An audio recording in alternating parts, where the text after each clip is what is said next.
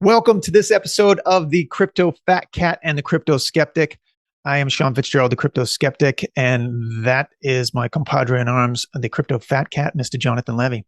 We are hours away from the merge, an exciting time in the crypto world amongst you crypto bros, you crypto fanatics. What could go wrong and what could go right? well, really, it's just if nothing goes wrong, then everything went right.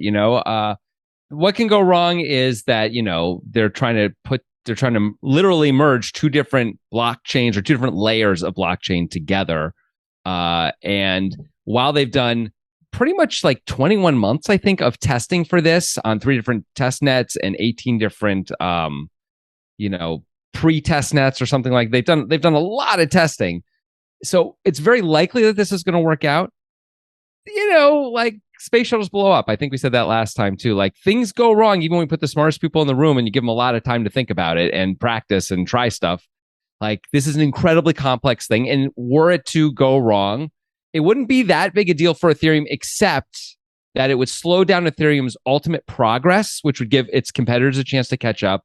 And it would also, I think, hurt to some degree sort of the confidence in crypto. Like if this all works the way it's supposed to and go off, so this time tomorrow, we just have Ethereum as a proof of stake coin instead of a proof of work coin. It's using, 0.01% of the energy that it used to use. Everything's different about it beyond that as well. Then like that's really exciting and it's going to be great for Ethereum holders and really for the world at large, I think. But if not, then I think people will feel a little less certain the next time there's a big thing coming in crypto that's going to happen either, or it's going to happen well. And it may sort of, from a speculating point of view, it may slow things down a little bit more. I would expect it to. Certainly the price of Ethereum would drop significantly if the merge failed. For the short haul, probably not necessarily the long haul, but the short haul, it will hurt it. Okay, so what I'm imagining really, as you're sharing that is that there's some bugs in the system. There's some things that don't work out, but overall, there's nothing catastrophic. Is there a worst case catastrophic scenario that could occur with this merge? It's hard to think of one because there's a blockchain. So the Ethereum developers have the ability, if they all agree to it, to essentially roll back the blockchain to the last point when it was working and stay on the current proof of work setup that they have for validating transactions. So they could just always roll it back to that and get right back to it, basically. And so that would mean if they did the merge and there was bugs in the system, and it was going for a few hours, they might invalidate all the transactions that happened for those few hours. So that would cause some problems, but those would be relatively minor than a blockchain that just didn't work ever again. And I hope anyway, a lot of people would be careful and not doing really large transactions on Ethereum for the first few hours after the merge to make sure that nothing extra weird happens. It's unlikely, but people should be a little bit on top of that. Hopefully, I'm sure someone's going to move millions and millions and maybe even billions of dollars. And if there were bugs and they had to roll it back, they might get screwed. It's not completely impossible, but it's pretty unlikely that would even happen. And then also that they would get screwed even in that case. Like it's all pretty unlikely. Okay. So the reason why this merge or this change to proof of stake from proof of work is going to save so much energy and going to, increase efficiencies is because instead of basically everybody who's a miner racing to validate a transaction and whoever gets there first. So all these people burn all this energy trying to get there first and somebody gets there first and they're the winner who gets to validate the transaction. This is my understanding of it. Now it's going to proof of stake where there's going to be a number of really big stakeholders who go into a lottery, or anybody can go in the lottery. But if you're a big stakeholder, you're much more likely to get the winning ticket. And then you get chosen to validate the transaction. And then if you make an error of some sort, you can lose your stake that you've kind of validated for that. That was my understanding. That's pretty close. Yeah, you wouldn't lose your whole stake, but they do what's called slashing. So there's a penalty if you validate untrue or sort of fraudulent transactions or do something that sort of like the rest of the community sort of like agrees is clearly didn't happen. Like you can't just say, oh, well, Elon Musk sent me $10 million in Ethereum every once since I get to validate the transaction. I'm saying that. You can't just say that and have that work. Everyone else would disagree with that because it didn't happen, and they all have their public ledgers too. And then you would not get that 10 million Ethereum. It would cost you some percentage of your stake that you hold, not a huge amount, but it would be a real amount of money. And you would not it would be harder to validate transactions in the future as well, I believe. Like you'd probably be blackballed from the community. So it's not really worth doing. Yeah. At least in any obvious way. Okay. Now, are you worried that what this is going to mean is that this whole decentralized finance becomes, well, centralized because it gives a whole lot more power to some of the big stakeholders, which looks like out of the gate is going to be the crypto exchanges. So, crypto exchanges like Binance, et cetera, they might have, they might win a lot of these, whatever validation contracts. And as they win more, they get more money. And as they get more money, they're able to build up higher stakes until eventually it's not really so decentralized anymore. Is that a concern? Not exactly. A version of that is a concern for sure. Not exactly the scenario you laid out. Like Coinbase and Binance already have more than enough money to buy up all the Ethereum that exists, essentially, or maybe not all of it, but like they are extremely wealthy companies, especially Binance. Extremely wealthy. So they could buy up a huge percentage of the Ethereum if they really wanted to. But of course, the problem with that is if, let's say, Binance buys up 20% of all available Ethereum. That's $20 billion or so worth of Ethereum. Give or take. It depends on the day. Maybe it's a little more, maybe it's a little less. And then they started controlling things from there in any way at all. People would just abandon Ethereum. The regular users would just abandon Ethereum and go to one of the many other smart contract platforms that exist. And there are a multitude of them that are cheaper and faster, by the way, than Ethereum anyway. They just don't have the network effects of Ethereum. But if something happens that's scares people away from Ethereum, there are many places to go very easily. So the only people who then would care about this thing going back to the way it was is long-term Ethereum holders and people who are built on Ethereum only. But even the people who build on Ethereum, like build applications and even like blockchains on top of it called side chains or child chains. There's different ways to do it.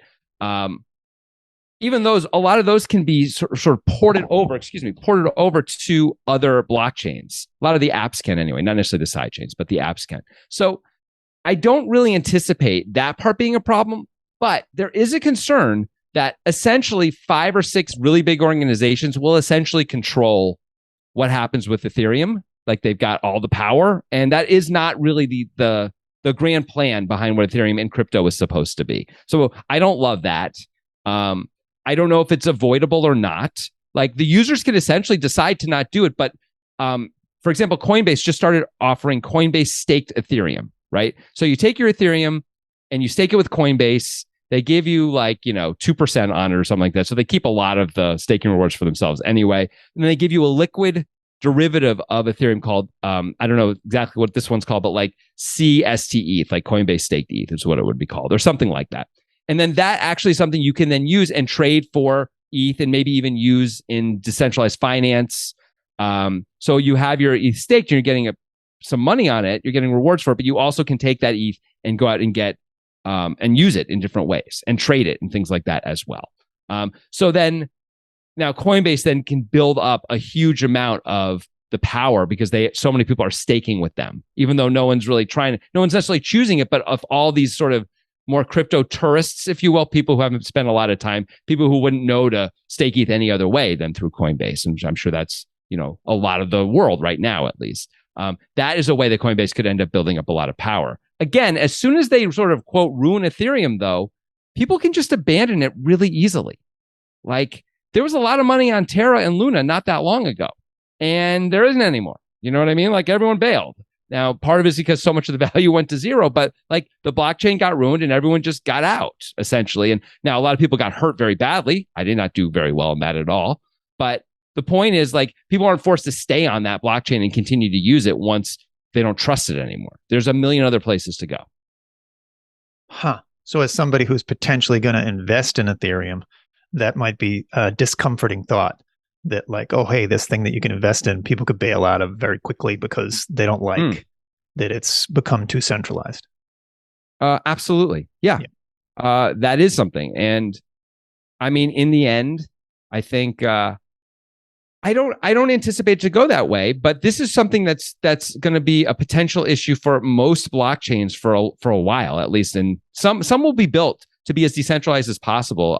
The Cosmos Hub blockchain is the one that currently like rewards people for staking with smaller validators who don't. So that way it spreads it out and you get better rewards from some airdrops and things like that if you stake with smaller places, and you don't get any rewards even if you stake with bigger places. So it really, the incentives are all lined up to spread out the wealth, if you will, and so that way, and spread out the power and control. Ultimately, I think Ethereum has got network effects that, it's sort of like the way Facebook has, MySpace didn't make it and Friendster didn't make it, but Facebook has really pulled this off. Like, Facebook's still around. Maybe they're less relevant than they used to be, but they sort of got their fingers in every crevice of the internet. And you can log into things now using your Facebook ID, right? You just click on it and it lets you in. That's a really big deal for Facebook, stuff like that, because it forces them to stay relevant. And I think in a similar way, everything is built on Ethereum. I mean, there are things built on other blockchains too, but the vast majority of all projects are built on Ethereum right now.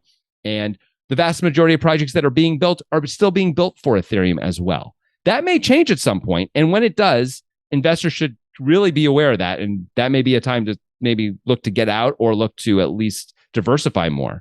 I'm diversified now. I think diversifying is not a bad idea anyway, if you're a big time crypto investor, if you're investing a lot of resources. If you're not, Ethereum's a perfectly good, starting point anyway. And of course, not financial advice, as we know. Nothing ever is. Okay, so not financial advice, but just educational information. What might diversifying look like if you were a crypto investor who was going to get into a few different things?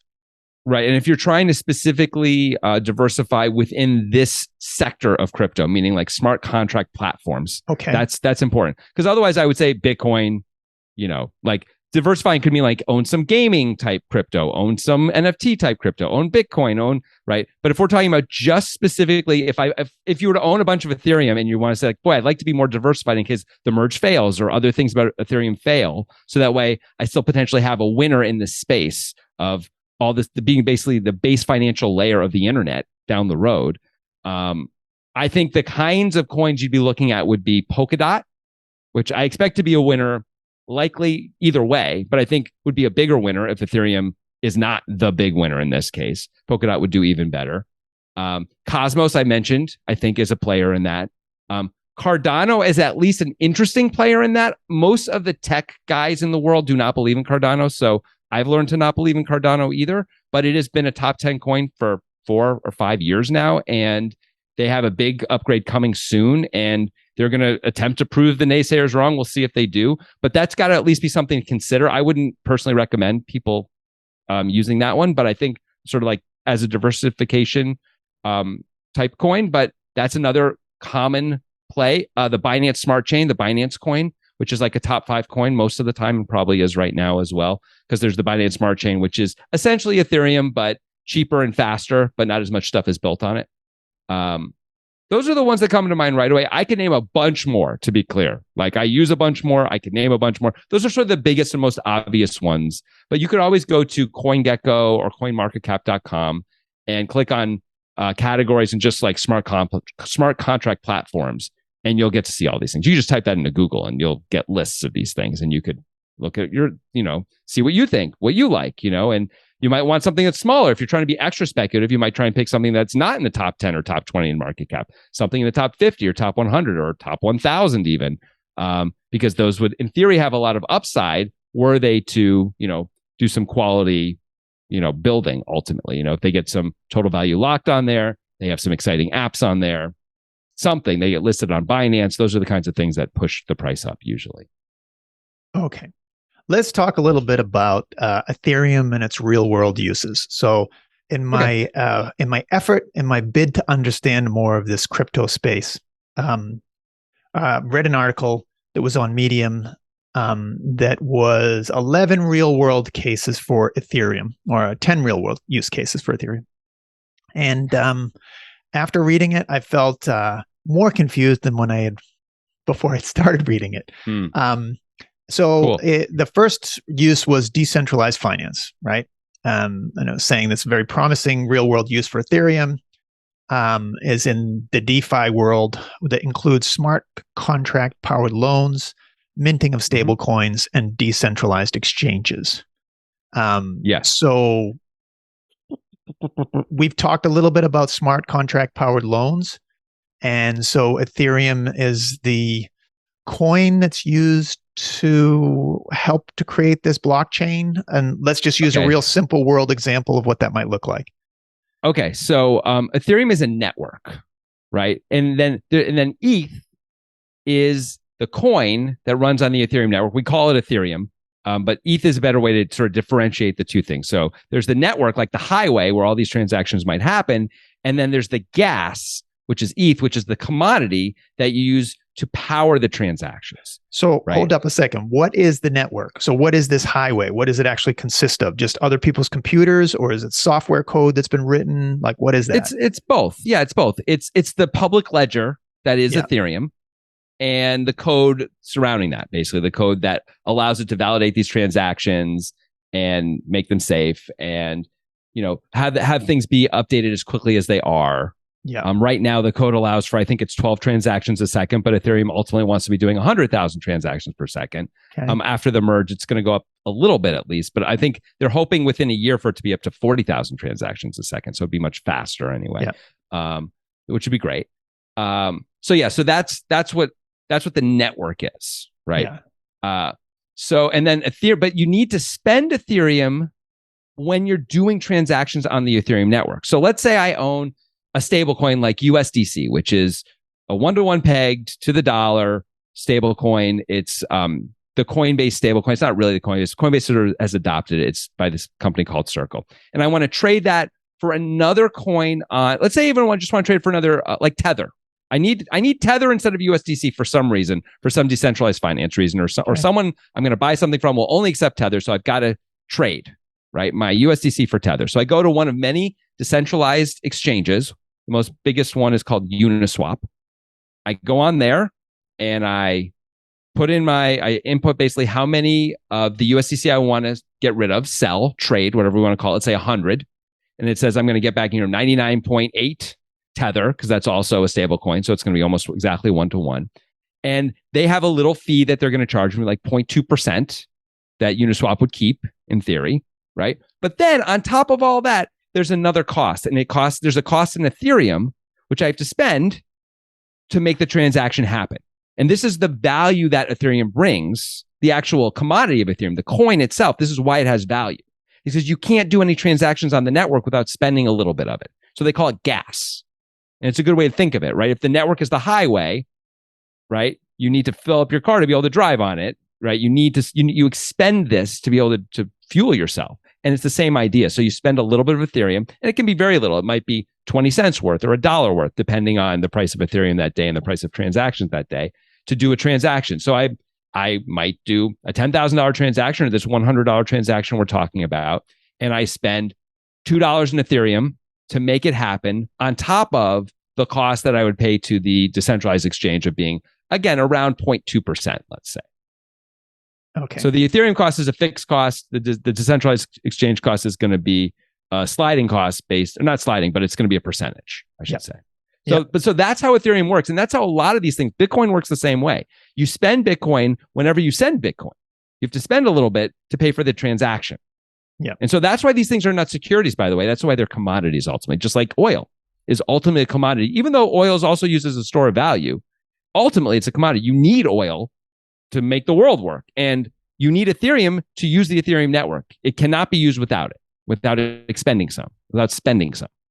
Okay, but one of the differences between Bitcoin and Ethereum is that, correct me if I'm wrong, Ethereum is used for many more uses as far as like smart contracts and other things as compared to Bitcoin, which is you're paying to move Bitcoin or to buy or to sell it, but primarily just to buy and sell it to other people who want to buy and sell it. Is that sound accurate? That's correct. Yeah.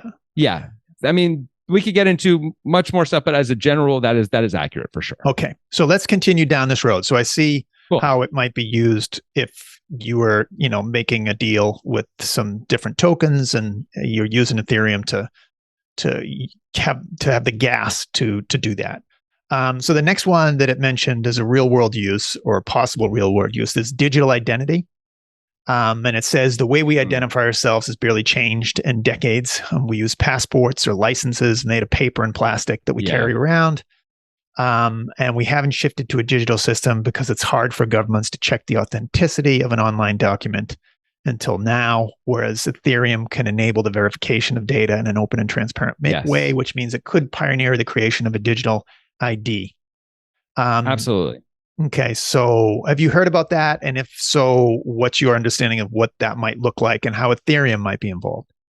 Yeah, I not only have I heard of it, everyone's heard of it. They're called NFTs, right? That's what a non-fungible token actually is. Okay. It's something that is its own unique thing on the blockchain that can be validated and verified as proof that it's the only existence. So it's often used as a bill of sale when we're talking about all the art NFTs that everyone sort of like laughs at and makes fun at, which is totally fair to laugh at and make fun of.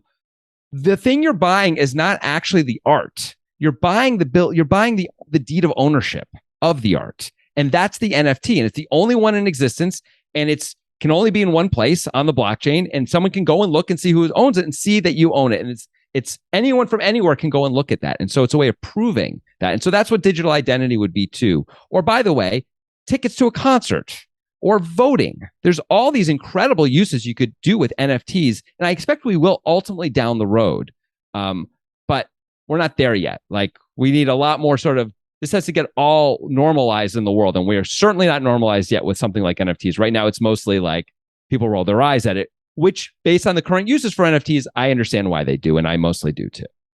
Okay. So my driver's license could in the future be an NFT. That's Absolutely. Just on my phone. And then the police officer scans it if he needs to check my ID.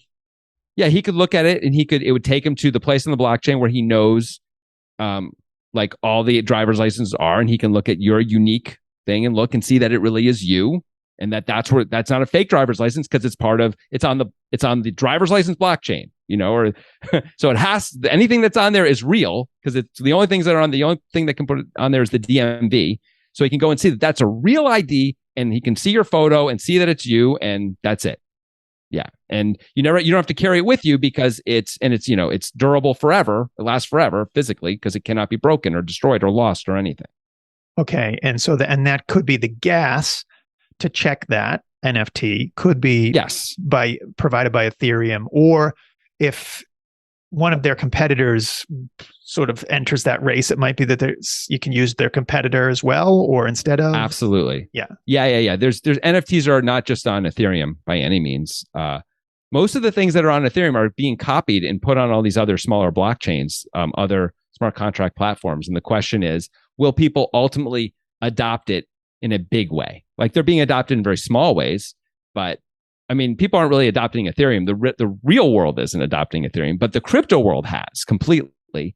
And these other smaller blockchains are like, little startup companies compared to Apple right now, really, is the way to almost to think of it. Like, they're maybe startups a little unfair to some of the bigger ones that I mentioned, but it's like, the difference between being Target and Amazon.com. Like Target is a big company, really big, but Amazon is like the third biggest company in the world. It's not the same. Yep. The reach of Amazon is different. Everyone in the world has access to Amazon and understands it right away. I mean, people understand Target too, but it's a different thing. Okay. The next one that they mention is tokenizing real world assets. There might be some overlap with what we've already discussed, but what this one is saying is that let's say the Ethereum platform could be used to support security tokens that have a blockchain-based representation of real-world assets like stocks, precious metals, real estate, and more. Way more interesting than that, actually. Yeah, like okay, let's say you own the Los Angeles Lakers, right? And you want to, okay, fair enough. You own the Boston Celtics. You're a Boston Celtics fan. So you own the Boston Celtics, and you're aware that you are cash poor right now for whatever reason. You're obviously a wealthy guy. You own the Boston Celtics, but most of your money is tied up in owning the Boston Celtics, and you can't really, get to it. So what do? Let's say, well, there's a few things you can do, but one of the things a lot of people might do is they might sell a piece of the Celtics, right? They would sell 10% of the Celtics or 20% of the Celtics. The problem is there actually aren't that many buyers for 10% of the Celtics in the world, right? There aren't that many people who could do it compared to the billions of people on the planet. There are some, for sure. But imagine if everyone had the opportunity to buy as a tiny, tiny, tiny piece of the Celtics, and you could actually put it out much like a stock to the whole world instead. So now you could sell exactly as much of the Celtics as you wanted, And you could sell it at a true market price because it wouldn't just be the 30 people who can afford it and are interested in it. It's the entire world that can now afford it. And so anyone who's interested out of the billions of people on the planet can now buy it. Right. And so you can get however liquid you want to get, keep as much of the Celtics as you want to get, and you can sell it often retaining the exact percentage of the Celtics you'd want to retain as well. Right. Because you can be like, I'm going to sell 4% of the Celtics now, or 1% of the Celtics. And maybe you couldn't even find someone to buy 1% because they would say, I need more than that. I don't want to be that small an owner of the Celtics. That doesn't do anything for me. I want to have a say. I want to have a seat at the table. But if you said to the world, hey, everyone, literally in the world, if you want to buy, 0.00001% of the Celtics, it costs $1 right now. So I'm making 1% of the Celtics available as a coin. Each one is worth 0.0001% of the Celtics. I'm selling them for $1. You guys can sell them for however much you want to each other. If the price, if they start selling them for more than you sold it, that's not bad for you because you own the other, 99% of the Celtics, which means it's worth more, right? You can always make some more coins and sell more than if you want to sell the Celtics that way, or you can buy back the coins if you think they're undervalued. You get to play in the market just like everyone else. It's sort of like turning it into a stock, but it's a 24-hour stock instead of a 6-hour-a-day stock that's only open 5 days a week and not on bank holidays and things like that. It's open all the time, and the entire world gets to participate instead of just a few players. Like in this case, a few players might be, even if it's a stock, industrialized nations maybe get to play. Or in a lot of cases, just the current country you're in as a country is it's harder to buy foreign companies sometimes, depending. Everyone just gets to play. Someone in Nigeria could just be like, you know what? I'm going to buy some of the Celtics. I think it's a good idea, or they just want to, and they get to do it. So yeah, tokenizing real world assets, I think, is something that absolutely is going to happen eventually. It's going to become very normal, very obvious. People are going to tokenize. People already have, but people are going to tokenize not just objects, but themselves.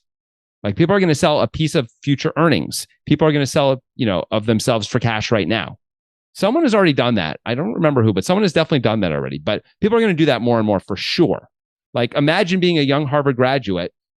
What if you sold 10% of all future earnings for $1 million right now? You still get to keep 90%. You get $1 million right now. What if you come from, a poverty? And like you've never had anything, but you're one of the smartest kids in Harvard. And like everyone knows you're going to have a great career ahead of you. By the way, you could decide to just keep the $1 million and not do anything. You're allowed to do that too. You're just giving away 10, but that costs you too, because you get to keep 90% of the future stuff. These kinds of things are going to happen, I believe, eventually. Wow. That is really, really crazy. So I could see the possibility of fraud around, let's say, if you were tokenizing a real world asset like a precious metal, and supposedly the precious metal is there and supposedly this NFT represents it, but if you went to actually get it in person, it's not there for you. So I see some possible downsides with that, but I would say with real estate, I bought a house, and I know that part of that is both sides have to pay lawyers to help facilitate the closing, and you send some money, your down payment, into a bank account, and then the lawyer confirms that it's there, and it's in a holding account for a period of time, and then they transfer it to their lawyers, who gives it to them, and then the bank releases the money, but not to you, to the lawyer, and then that lawyer sends it on to them, and all this stuff happens where I may not even have explained that precisely, where then at the end of the hour-long meeting or that day or whatever, you've signed your paperwork and they say, now the house is yours. And that cost you however many $1,000 just to facilitate that closing. Yeah. Potentially, if you have an NFT that says, hey, this NFT represents this house, the ownership deed for this house. There's no title searches that have to happen. There's no lawyer that has to confirm that everything is actually, there's no loans against it and that it's actually yours now. If an NFT would do that and people trusted it, well, you just cut out all those lawyers, and I can make a deal with you where I say, okay, I'll pay you $500,000 for this house, and you say, great, done. I work out the financing with my bank, and I send it to a smart contract, and the smart contract says once this $500,000 is received, this NFT goes to you. Congratulations, you're now the owner of the house. Is that, I'm making this up, but is that what it would sort of potentially be like? I think some version of that, yes. And like, I would go further and say, like, once we're already this digital, maybe we don't use a bank anymore. We use something like Aave or another service where we borrow against our own assets if we can do, which was often what you're doing anyway, but we'll be able to do it digitally, not pay the bank nearly as much as you have to pay them. My mom just is in the process of securing a 30-year mortgage or loan for a $35,000 loan. She's going to have to pay $96,000 over 30 years for that 35 grand. That's crazy to me. It's like 6.7% annualized. And, you know, like instead, you could just get the cash and pay it back whenever you want, essentially, as much or as little. And the interest is only running on for the amount of time you actually have it for. So you can start to see, first of all, how, like you're saying, much more frictionless this will ultimately become down the road. Number one. But number two, why this might scare the legacy financial system a bit, right? Like all these things are built and all this new stuff is sort of coming for all of it to some degree. You know, like taxi cabs are like Uber, who cares? They don't feel that way anymore. You know, hotels are like Airbnb, whatever. They don't feel that way anymore either. I think the legacy financial system is way more in trouble than hotels and taxis, by the way, ultimately, because of all this new infrastructure that's being built. This is partially why I think they see that too. And that's why they're trying to like be part of it, right? Like Fidelity, I think just announced plans to look into, they're not officially doing it yet, but looking into more Bitcoin services and more crypto services in general, not just for the wealthiest few for them, but for like all their clientele. They just announced this the other day, so that they're looking into it. I assume everyone is really looking into it, though, and that ultimately they're all going to have to go in this direction, assuming I'm right and this becomes the way everyone does it. But I don't see how it wouldn't be like that. It's so much better.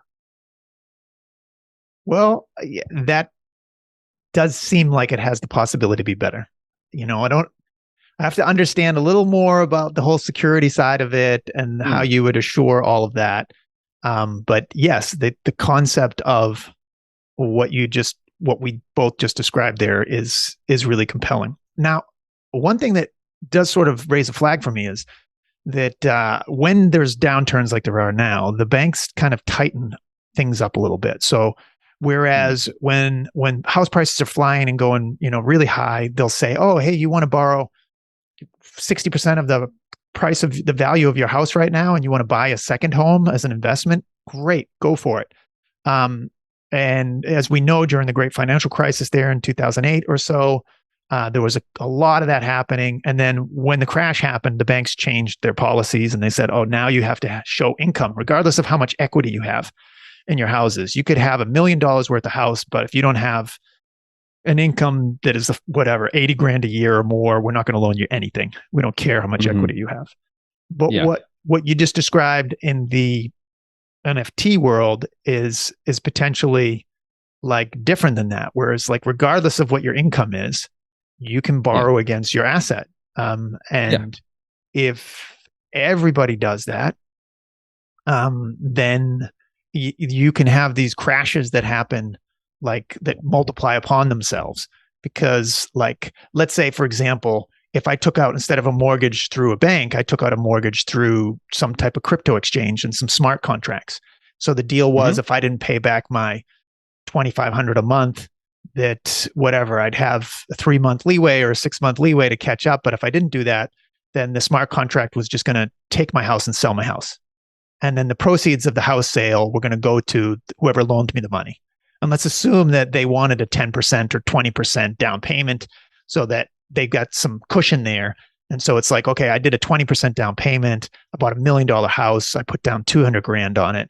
And now I'm missing my payments because my job fell through in the recession. And for whatever reason, I'm not able to come up with the money. And then they're like, all right, so, you know, you're behind. We're going to take your house. We're going to sell your house. It's going on the market automatically. Zillow sells it. And hey, we got 800 grand. So, you know, this guy's going to get his 800 grand back. We're all done. That works fine unless there's a crash in the market. Or unless I didn't put my 20% down. You know, so this is what happens when things are going crazy. It's like, oh, you don't have to put 10% down. You can put 5% down. Or you put 10% down, but the market has crashed 30%. So the guy who loaned it doesn't get made whole. And that just sort of basically keeps spiraling down throughout the system. So the banks, they come up with these policies. Maybe sometimes even the federal government comes up with these policies where they say, hey, guess what happened here in New Zealand? now you need to have, we will accept no more 10% down payments. It's got to be 20%. And there's got to be a loan to value ratio of based on what it's assessed at. And you got to have a certain income. So it basically puts on the brakes towards a crash. That's what they're trying to do. So is that a problem in the world of smart contracts where that's not going to be happening and there's much more possibility of these big crashes? I don't think it's a huge problem. It's going to have to be solved a little bit more than it is right now. Once we get to the point of people putting up NFTs of their houses, let's say, and borrowing against them, if you're talking about that level of digital asset to borrow against. But if you're talking about borrowing against, let's say, Bitcoin or something like that, or Ethereum, which is what mostly is done right now. Like people put up, when I say digital assets, they're putting up cryptocurrency, right, to do it, and usually major cryptocurrency. So let's say you put up $1 million worth of Bitcoin, right, and you get your loan. By the way, you don't have to pay back any amount of your loan at any time. You can pay back zero of your loan. It's fine because at any point, as soon as the interest hits a particular level, meaning the amount you owe is, in terms of the loan to value ratio, it will automatically start selling off your Bitcoin and paying off your loan for you and charging you a little bit of a fee to do so. There's a liquidation penalty.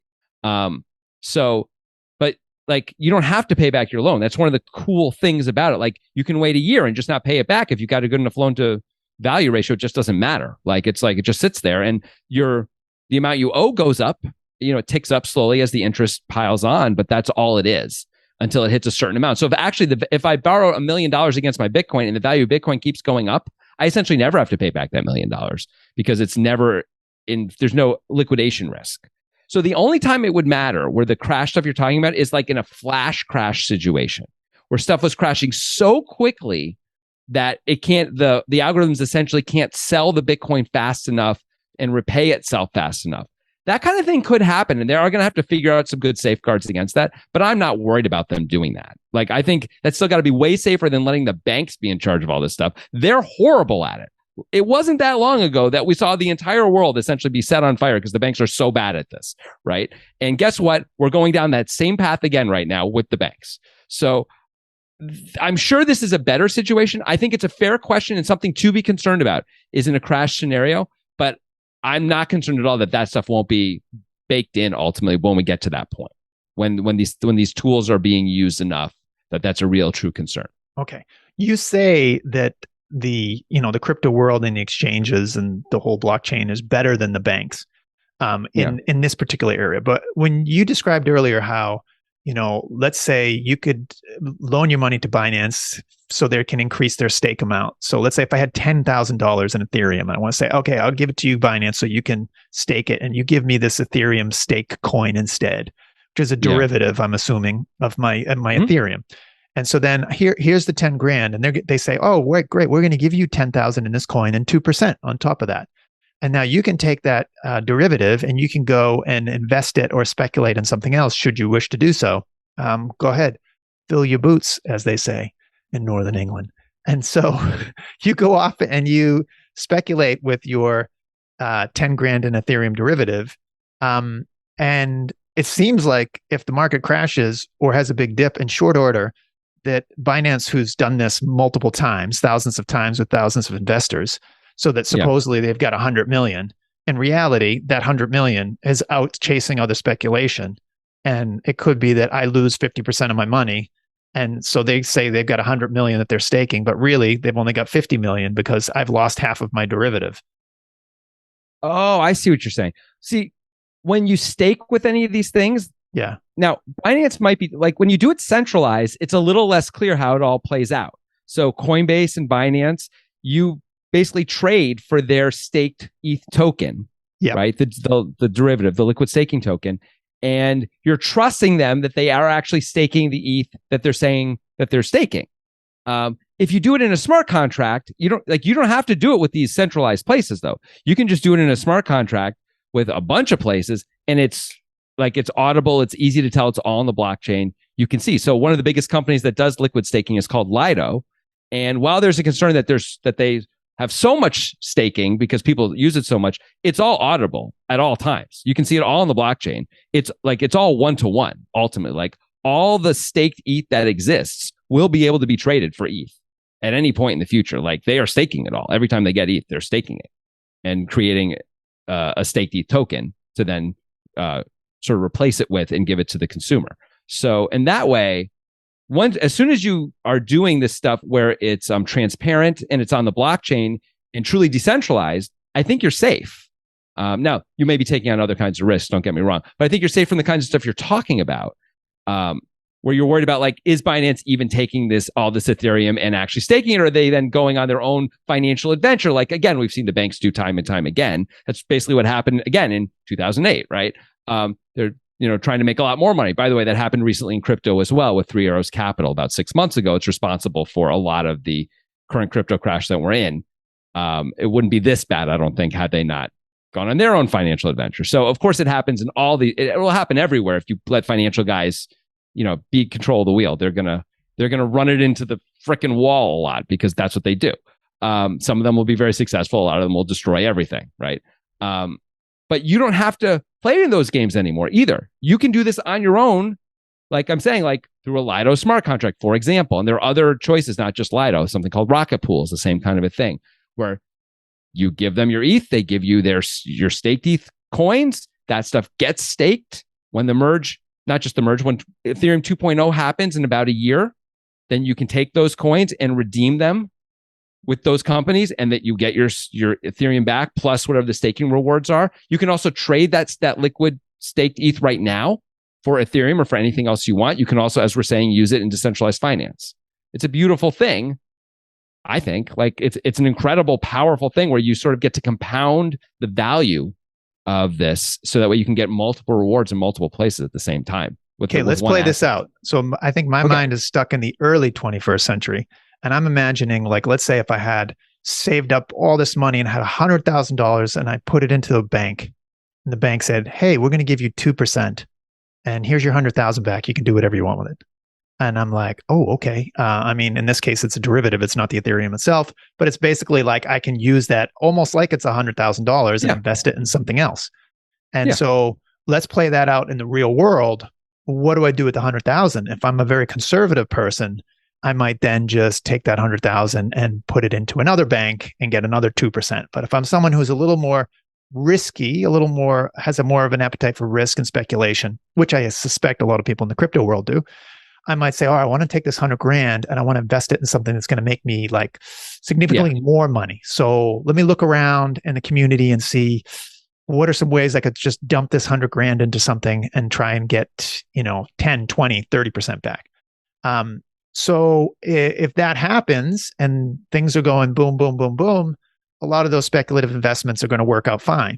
But if we were to play it out in the crypto world and you said, oh, here's my $100,000 savings, and they're like, oh, great, thank you. Here's your $100,000 back in a derivative. You can invest in something else.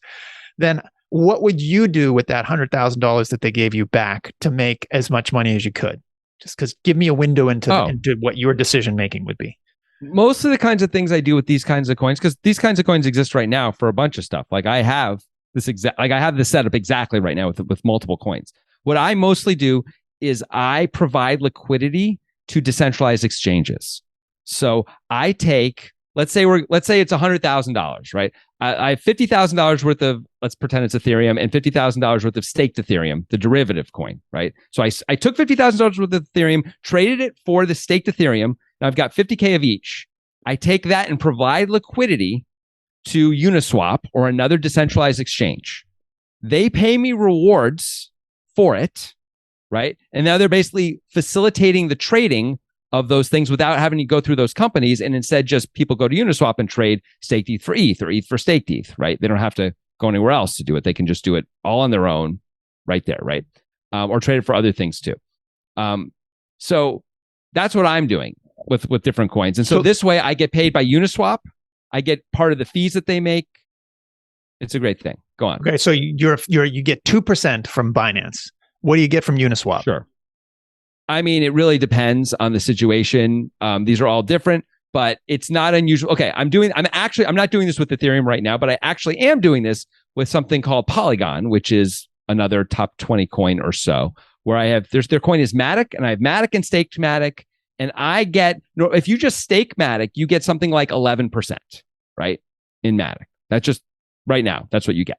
But if you do this thing that I'm doing, you end up getting more like 25% with all the fees and rewards and stuff I get for it instead.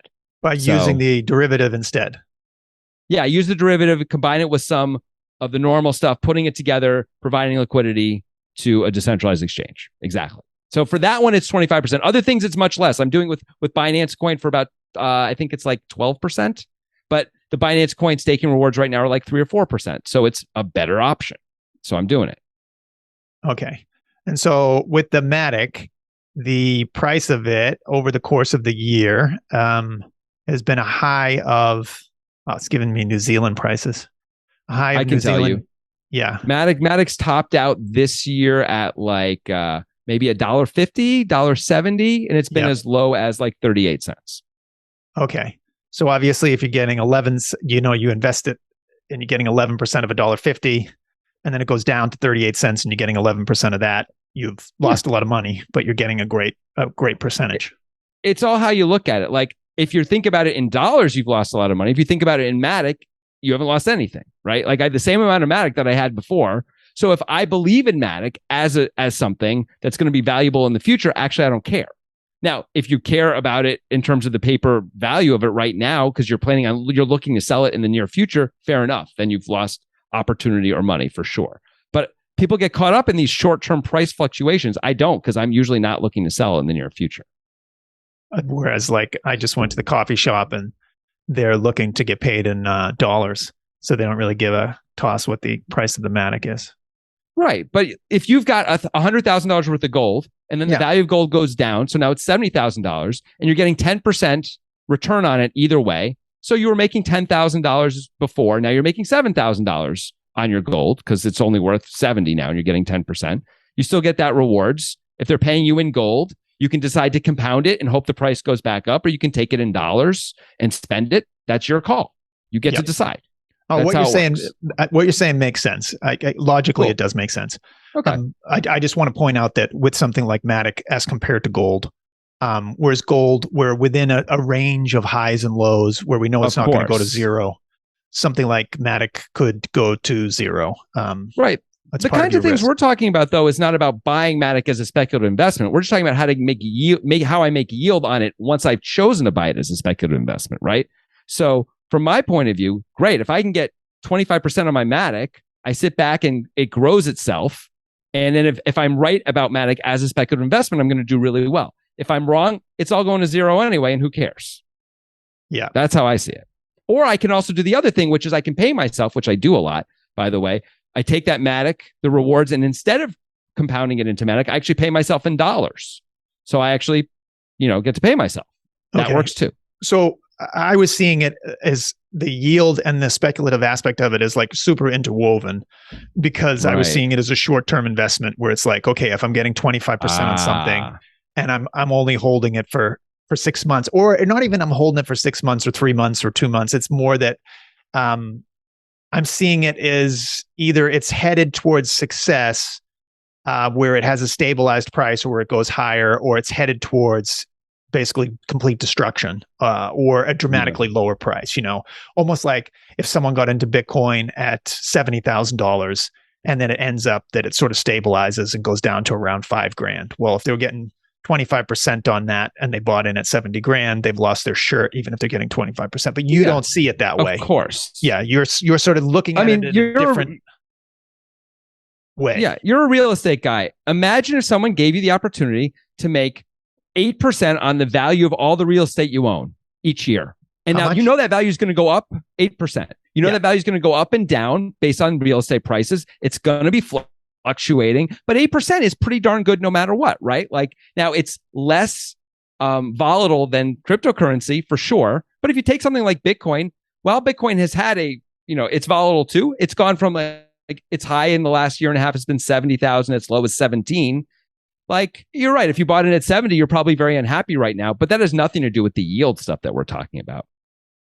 Okay. So I love the idea of like having a real estate holding and being able to stake that or lend that whole holding to someone else and get 8% and be guaranteed that you're not going to lose the real estate, Yeah. So it's like, okay, I could give an NFT that represents the real estate that I hold to Unisys or some other exchange for liquidity, and they can basically, work their speculative magic and give me 8%. And if things go poorly for them, they go bankrupt or whatever, it doesn't matter. The smart contract makes it so that the real estate NFT comes back to me and I'm fully intact. It just seems kind of crazy that a world exists where you can get something for nothing like that. Yeah. It's not really for nothing. And we're not at the place yet where you can lend NFTs cleanly the way you're describing. Like, so you can't yet do that. You can lend other digital assets like Bitcoin, like Ethereum, like Matic, like all that stuff. You can lend easily right now you can lend it and get interest on it. You can lend it and borrow against it, and then go take that money and get yield on that money. If that's a better way to do it for you, there's all these different ways to do it. But like doing the thing like you just described with like an NFT of your real estate and then just lending it out and getting 8%, that does not exist currently, and I don't know that that's coming anytime soon. Where you could literally lend out your real estate just to lend it out, as opposed to like use it to back a stable coin. Now that's the kind of thing I think will be available in the relatively near future, like 3 or 4 years, because the stablecoin dollars need to have backing in some way. And so backing with hard assets is going to have value. And that's something they will pay rewards for sure down the road. For sure. They already do, but not for NFTs of real estate yet. But they will. I'd be shocked if they don't. Okay, so there's ways to make money is the point. Fight the compulsion that I'm just like looking at this vast sea of casinos with the flashing lights everywhere. Maybe it isn't like that, because maybe there is a world where there is a smart contract and an NFT that establishes, hey, I've got ownership of this, let's say, piece of real estate, and I can loan it to this exchange so that they can use it on a ledger to back their stable coin. And somehow they're going to pay me just like a percentage every year, and I can just keep on renting out the piece of real estate and keep doing the same thing I'm doing now, except now I get to also stake it with this company that's going to pay me some percentage. Sounds good. How does everyone make money on that? How? Yeah. So this is that other big conversation for us. And I imagine probably this works best as its own podcast, this conversation, but we can start it right now or even have it right now. And maybe it's better as cutting it separately. What's the teaser on this? The teaser is, we've had versions of this conversation in the past, but the teaser is essentially that the platform that you would be lending your digital assets to, be it your NFT of your real estate, or currently in some things you can actually do, like lending your Bitcoin or your Ethereum or something like that, which is doable today. Those platforms would create their own coins and pay you the rewards in those coins. So that way they don't have to come up with dollars that, sell things for dollars to pay you, because that doesn't seem sustainable. So instead what they do is they basically sell speculative investments, or a share really of their platform in some ways, right? Because the coins are almost always governance tokens. So they're tokens that enable you to have a say in what the platform actually does. Like the more of those you have, the more voting power you have. You can actually change the fee structure, change who gets paid the fees, all these kinds of things ultimately down the road, or even right away if you've got enough of these coins, or you and a bunch of other people feel similarly. So that, as well as get you a piece of the profits of the platform, like the fees actually do get paid out to the stakeholders, right? So that's so if people believe this platform is going to be successful down the road or want to speculate on it, you could then, because they'd be paying you in those coins, you could then either keep those coins and hope they go up in value, or hope the value that they accrue through the fees that you would get, because you would get some percentage of the fees that the platform collects every time it does anything, and people have to pay it. You would either be betting that has value, or you wouldn't think that was going to have value. You wouldn't think this platform is going to be successful ultimately. And you could sell those to people who do think that, or are more willing to bet on that.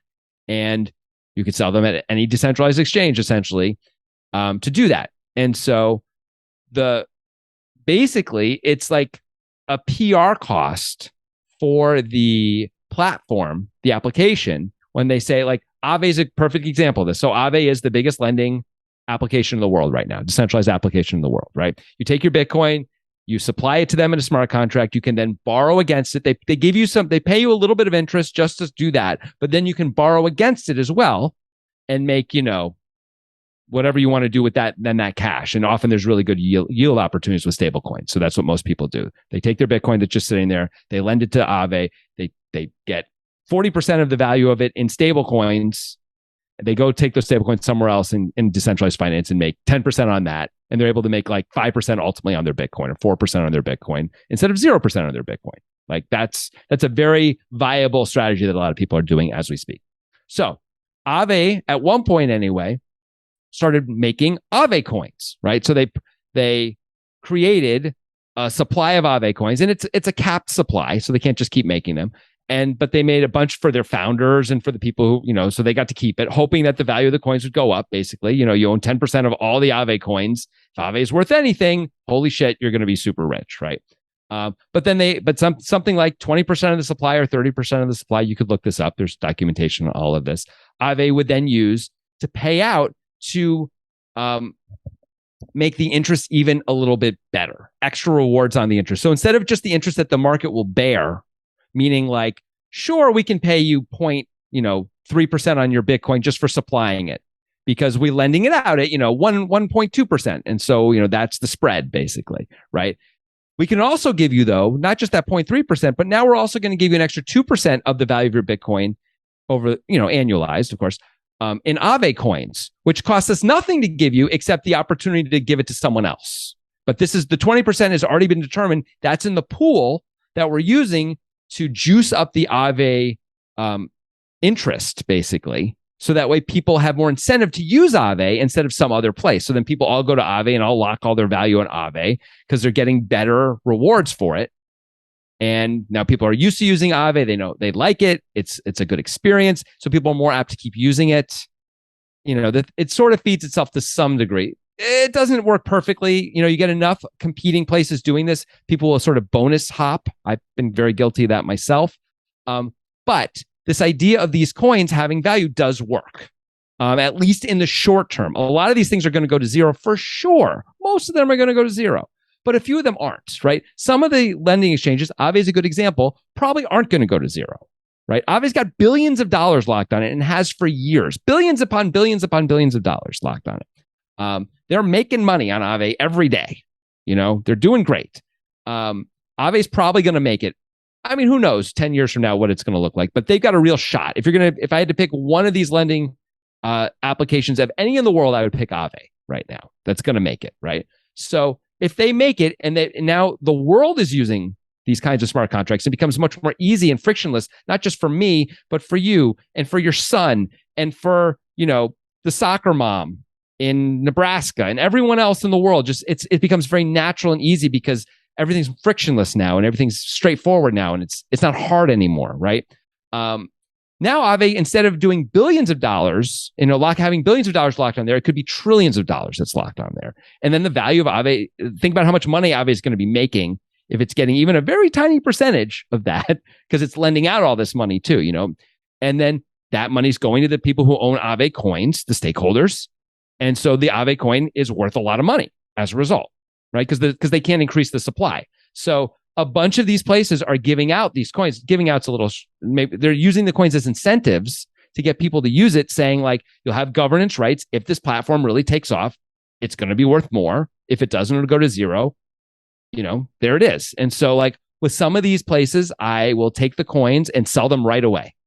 Like there's some I literally sell every day. I go on, I harvest the rewards, I sell them for dollars because I do not believe even 6 months from now, necessarily anyone's going to care about this place. But right now, the rewards are really good. So I'm there, right? There are other ones, though, that I keep the coins and the governance tokens and I actually keep them and stake them and just make, the fees and, rewards for staking them. But I'm planning on holding at least some of them for at least the midterm because I think there's something going on there. And I like what they're doing. And I think other people, I see the opportunity for growth. So it becomes its own speculative asset if I want to make it that. But I could also just choose to sell it.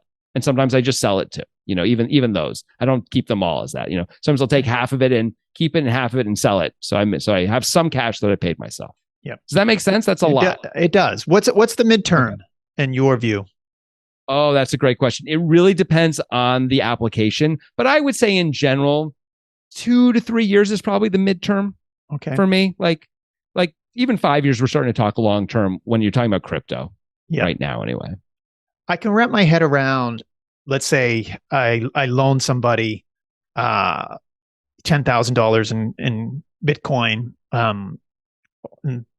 They're using it's for whatever they're using it for, their platform, and then they're giving me a slice of the commission. They're giving me a slice of the commission for whatever their thing is.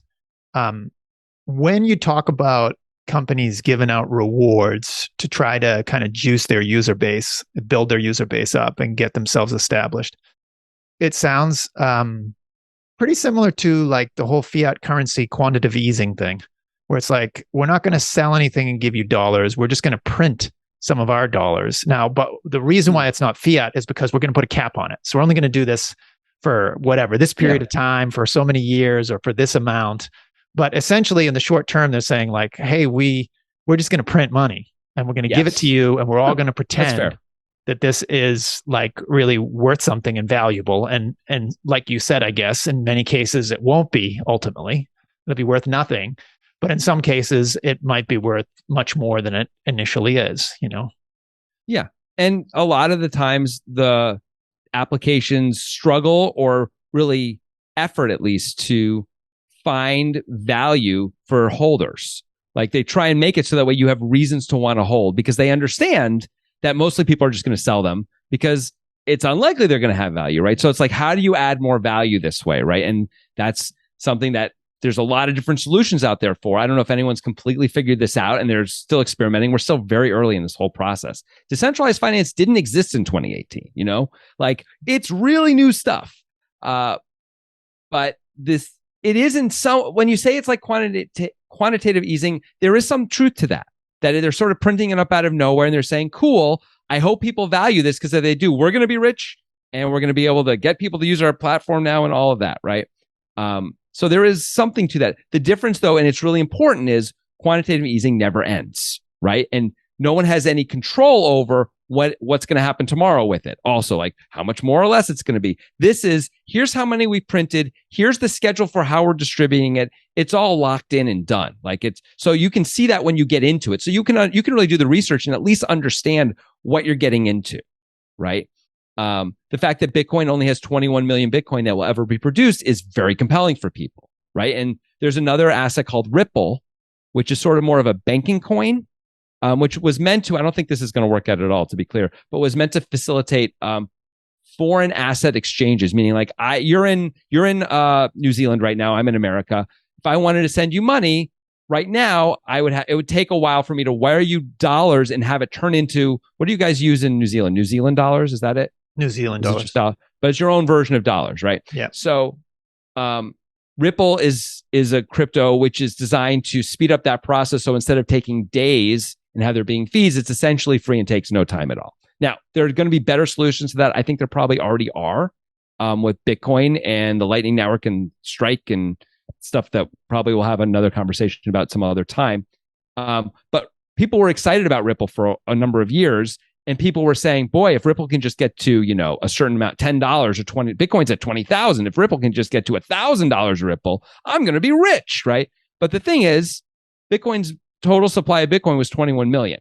Ripple's total supply is like 100 billion, something like that. So Ripple could never get to $1,000. It's basically not financial. There isn't enough money in the world, essentially. I mean, that's not entirely true, of course, but that would be $1 quadrillion worth of Ripple if it was $10,000 each, right? It's essentially impossible, right? There's like $4.5 quadrillion total value in the world or something like that. Like it would never happen unless Ripple completely took over the whole world, which is not happening either. So people who didn't understand things like supply cap and, market cap and stuff like that got a little too excited about these kinds of assets, for sure. But the truth is, all that information is there for anyone who's willing to do any level of work. It's not very hard to find this stuff out. Go to CoinGecko, click on any coin. It tells you right there what the supply is. I mean, You can see it all. And all these things publish what they're, how they're distributing it and the timeline along they're distributing it. You should know what the inflation is for a coin. Like Ethereum, you know exactly what the inflation is for Ethereum for not just now, but for all the time in the future. You can look all that up. It's very straightforward. Again, as opposed to quantitative easing, which is not at all like that. Okay. So I think we'll leave it there for today, even though we have further to discuss about real world applications of Ethereum. And I think I once heard it said that the first stage of learning is confusion. And so if you're feeling confused, I can relate. I feel like I've learned more and I have some more understanding, but I'm still confused by this space and its complexities, because it certainly seems much more complex than your general savings account or checking account in a bank, or your general investment account at a brokerage. If you were to invest in the S&P 500 or invest in Apple or Netflix, very straightforward. There isn't all the borrowing against what you've invested in and then staking someone else and, moving money in multiple different pots. But to you, that does seem like quite straightforward now. Am I right? No, I think that's unfair. That's all. You're sort of, you're not comparing apples to apples when you say that. Like buying Apple, or let's pick a different company because that's buying Microsoft, like stock on Microsoft is akin to buying Bitcoin or Ethereum and just holding it. That's the kind of stuff I'm talking about is like what the financial whiz guys do. And they're all doing that, shorting something like all that stuff is happening in the normal legacy financial world. It looks a little different. All this kind of borrowing against assets and all that stuff is happening. Regular people mostly don't have any exposure to it. And here, if you want to have exposure to it, you can, but you don't have to. I mostly encourage people not to partake in any of this stuff. And just when friends of mine say, like, what should I do? And I say, well, I think you should own something. That's my advice. Obviously I don't actually give financial advice. I never would. This is only educational. We have to say that. But like just buying Bitcoin and Ethereum and holding it and going to sleep, I think is a viable investment strategy. In fact, it's probably it might be the best investment strategy. Yeah. And you recommend going to sleep for 5 years or something like that? Yeah, at least 5 years. Yeah. Okay. Wake up happy. Wake up very happy. Most of the time, anyway. Often wake up happy. That is all we have time for this week. We'll see you next week when we'll talk about what happened with the Ethereum merge. Was it a roaring success, or did we have some hiccups, stumbling blocks along the way? Hope you enjoyed this episode. If you like this episode, hit the like button, hit subscribe, and we'll see you next time.